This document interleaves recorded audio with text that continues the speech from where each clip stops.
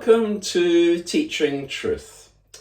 In our devotions this week, as we've begun to look at the exciting life of the great Old Testament character Moses, we've met Moses as a baby in the bulrushes in the river Nile. We've also met the invaluable midwives, and yesterday in our devotions we considered the fact that Moses had an incredible mother. And today for our reflections we want to meet the interventionist sister which Moses had. His sister's name was Miriam. Let's read God's word together once again from Exodus chapter 2 as we meet his interventionist sister.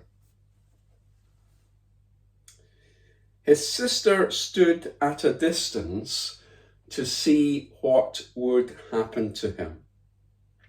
Then Pharaoh's daughter went down to the Nile to bathe, and her attendants were walking along the riverbank. She saw the basket among the reeds and sent her slave girl to get it. She opened it and saw the baby. He was crying and she felt sorry for him. "This is one of the Hebrew babies," she said. Then his sister asked Pharaoh's daughter, "Shall I go and get one of the Hebrew women to nurse the baby for you?" "Yes, go," she answered. And the girl went and got the baby's mother. An interventionist sister. To our knowledge, Moses only had one sister. Certainly when we read Numbers 26 verse 59, it only lists the one sister which Moses had. But not until Exodus chapter 15 verse 20 do we learn that the sister of Moses was named Miriam. Now, in reading Exodus chapter 2, we can very easily conclude and be forgiven for concluding that Moses was the first child born into the family. But in fact, Moses was the third child. At the time that Moses was born, Aaron, his brother, who we'll discover in reflections in a few weeks' time, would be around 3 years of age. And their sister Miriam would be between 6 and 12 years of age. So the sister was the elder sibling. The sister was the elder sibling. And suddenly, but briefly, Miriam is thrust onto the centre stage, onto, as it were, the banks of the Nile. She appears in the story. And we don't meet her again until chapter 15. But it is clear that Miriam, this young girl of primary school age, had sufficient command of the Egyptian tongue, of the Egyptian language, to be able to converse meaningfully with the princess. Now, why do I say that? Well, I say that because it's less likely that the princess would have been able to speak Hebrew. You see, the interesting thing here, and I think there's a biblical precedent here, is that a little child led them. Miriam was a little child, a small girl growing up. And yet God used this small girl growing up in his plan and in his purpose for Moses.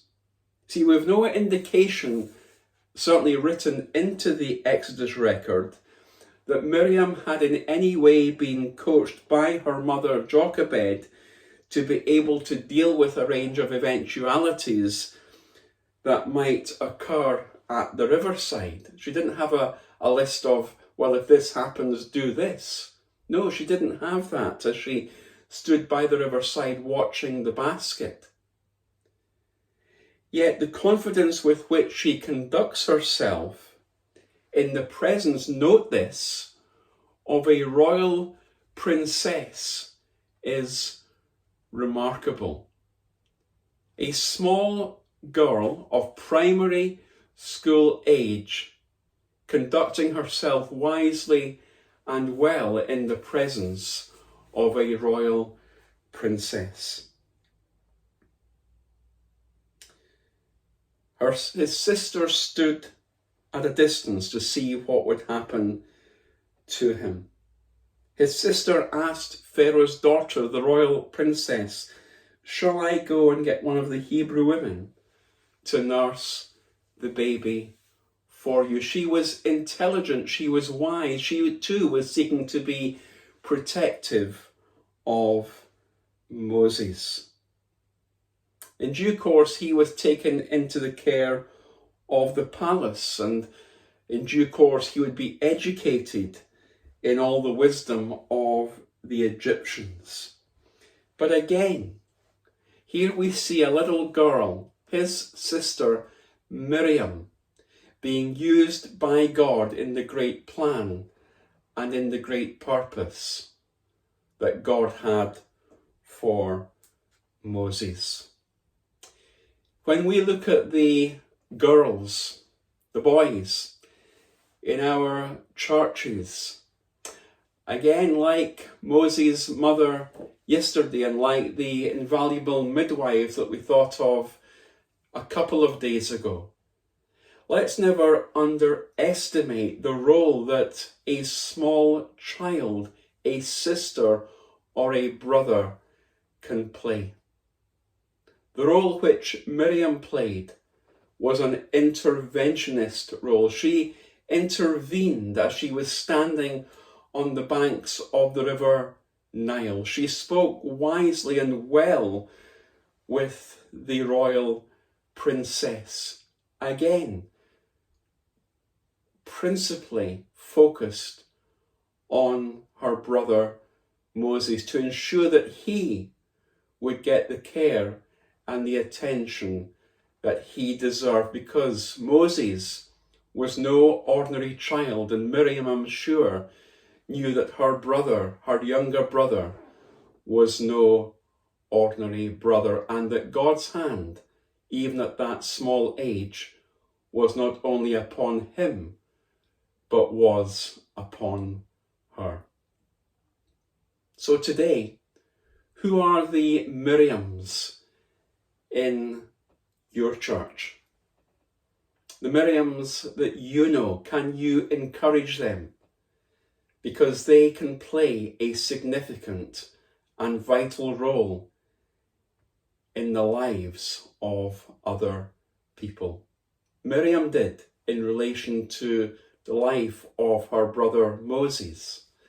Think today of the Miriams that there may be, and why don't you encourage them, recognize them, and pray for them?